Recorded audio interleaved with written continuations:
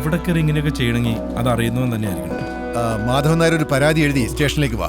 Sir എങ്ങനെയെങ്കിലും എന്നെ ഈ കാശ് കണ്ടുപിടിച്ച് തരണം. ഈ ടോക്കീസിലേക്ക് ഞാനില്ല. നിങ്ങൾ വേവലാതിപ്പെടാതിരിക്കൂ, നമുക്ക് നോക്കാം. സാറേ, ഇവിടെ അടുത്ത് 2-3 വീടുകളിൽ കയറി, പിന്നെ എന്റെ കടയിലും കയറി. ഈ സുഗുണന്റെ മാലയും പൊട്ടിച്ചോണ്ട് ഓടി. അത് ശരി, ഇത്രയും പ്രശ്നം ഉണ്ടായിട്ടെന്താ ആരും പരാതിപ്പെടാഞ്ഞേ? അല്ല, ഉത്സവം തുടങ്ങിയത് ഇവിടെ പതിവാ സാറേ. എന്തായാലും ഞങ്ങളൊന്ന് അന്വേഷിക്കട്ടെ. സാറന്മാർ ഇതന്വേഷിക്കാനായി ഇത്രയും ദൂരം വരേണ്ട കാര്യമില്ലായിരുന്നു. കള്ളൻ കപ്പലിൽ തന്നെ ഉണ്ട്. താൻ എന്താ പറഞ്ഞു വരുന്നേ? എന്റെ പൊന്നു സാറന്മാരെ, ഈ നാട്ടുകാർക്ക് മൊത്തം അറിയാവുന്നൊരു ഭൂലോക കള്ളനുണ്ട് ഇവിടെ, ഇവരുടെ സംഘത്തില്. എവിടെടാ അവൻ? എടാ, നിന്റെ വരെ ബോംബെ വന്നവൻ തക്കാൻ കിട്ടിയപ്പോ അവൻ കാശും കൊണ്ട് പോയത് കണ്ടില്ലേ? പോക്കൃതം പറഞ്ഞോളാം. ഓ, പോക്കരത്തരം കാണിച്ചിട്ട് നാട് വിടുന്നതിൽ കുഴപ്പമില്ല. ആദ്യം ഗഗനെ പൊക്ക്, എന്നിട്ട് അവനോട് ചോദിക്കും, അപ്പ അറിയാം. വെറുതെ നിന്ന് കാരഴിപ്പിക്കാതെ വാടാ, മൊത്തം കള്ളന്മാരെ. സ്റ്റേഷനിലേക്ക് വന്നാൽ മതി, ഞങ്ങൾ അവിടെ കാണും. സുഗുണ, വാ.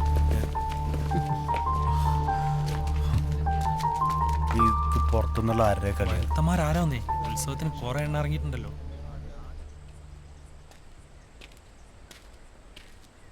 ഇനിയാ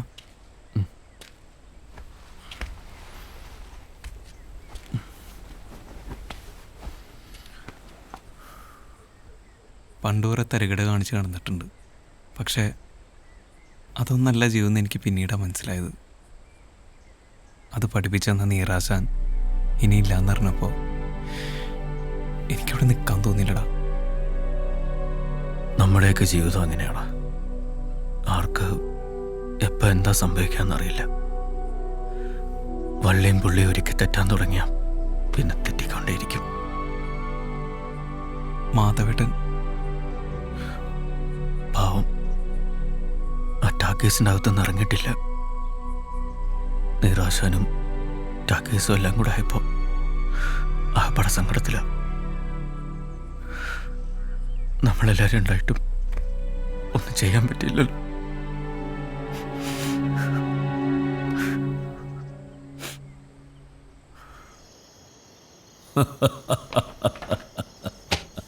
ശ്രീദേവി അളിയൻ്റെ ഒരു കാഞ്ഞ ബുദ്ധിയേ.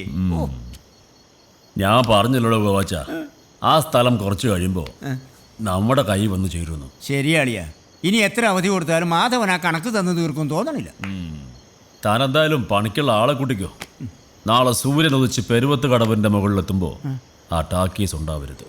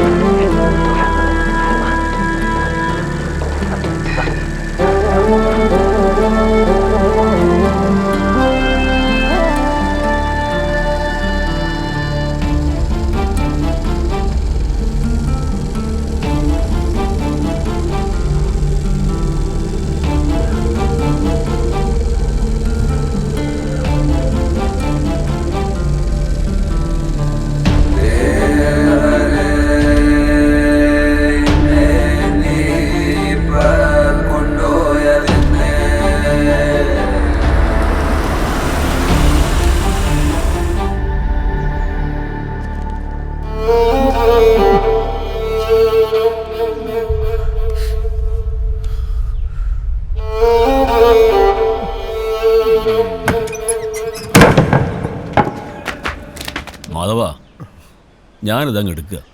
ഇതിന്റെ ഉള്ളില് ഒരുത്തനും കാലുകുത്തില്ല. നേരെ നീക്കണം. ഒറ്റ ഒരുത്തൻ പാകിസ്ഥാനിൽ കയറി പോരുന്നു. താൻ വിചാരിക്കുന്ന പോലെ ഇവിടെ ഒരു ചുക്കും നടക്കത്തില്ല. അത് ഏത് മേനോനാണെങ്കിലും ഭഗവാനാണെങ്കിലും തനിക്ക് തരാനുള്ള കാശ് ഞങ്ങൾ തന്നു തീർക്കും. എടാ ചള്ളു ചെറുക്ക, നീ എന്തോ വളർത്തി തരുന്നാ പറയുന്നേ? പറയാൻ പേരിനൊരു പണി പോലും ഇല്ല. പോയി അതുണ്ടാക്കാദ്യം, എന്നിട്ട് രോഷാകുൽ നാവ്. മാധവ, മുക്കാ ചക്രത്തിന്റെ കണക്കല്ല ഇത്. മേനോൻ സാറേ, ഓർമ്മ വെച്ച കാലത്ത് എൻ്റെ അച്ഛൻ തുടങ്ങിയതായി തിയേറ്റർ. ഇതെൻ്റെ കയ്യിലോട്ട് കിട്ടുമ്പോൾ തന്നെ ഒരുപാട് ബാധ്യതകൾ ഉണ്ടായിരുന്നു. അതുകൊണ്ട് തന്നെ സാറിൻ്റെ കയ്യിൽ നിന്ന് ഒരുപാട് കടം വാങ്ങിച്ചിട്ടുണ്ട്. ഈ സ്ഥലമോ എന്ത് വേണമെങ്കിലും സാർ എഴുതിയെടുത്തു. ഇത് നടത്തിക്കൊണ്ടു പോകാനുള്ള അനുവാദമെങ്കിലും എനിക്ക് തരണം. എടോ മാധവ, തന്റെ ചരിത്രം അറിയാനല്ല ഞാൻ വന്നത്. പെരുവത്ത് കടവുകാരെ മുഴുവൻ സിനിമ കാണിച്ച് പുണ്യാളനാവാൻ ഞാൻ ഉദ്ദേശിച്ചിട്ടുമില്ല.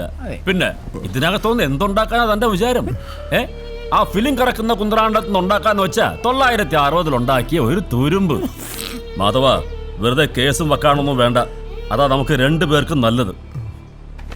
ഇതേ താൻ ഒപ്പിട്ട് തന്ന മുദ്രക്കടലാസ. ഇതിൽ ഞാനിത് അങ്ങ് എഴുതി ചേർത്തു. വിനയ, അവരെടുത്തോട്ടെ. നോക്കി നിൽക്കാണ്ട് ചെന്ന് പൊളിക്കണം.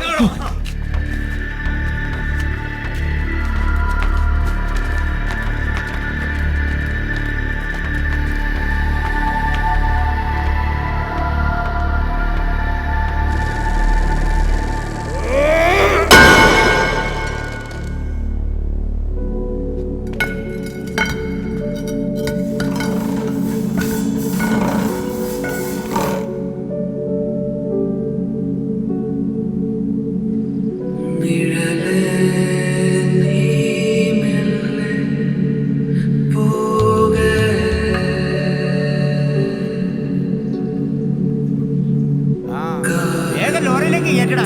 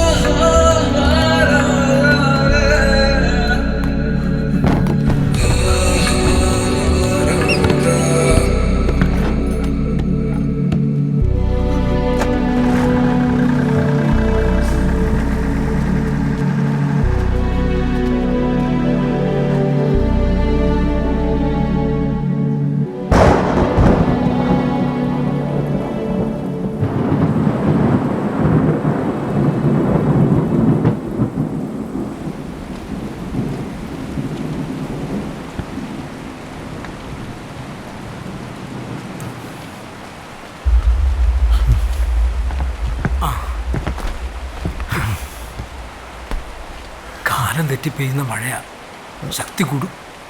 പെരുവത്ത് കടവിൽ ഇനി സിനിമയില്ല. ഓരോരോ കാലക്കെടുകൾ, അല്ലാതെ എന്താ പറയാ.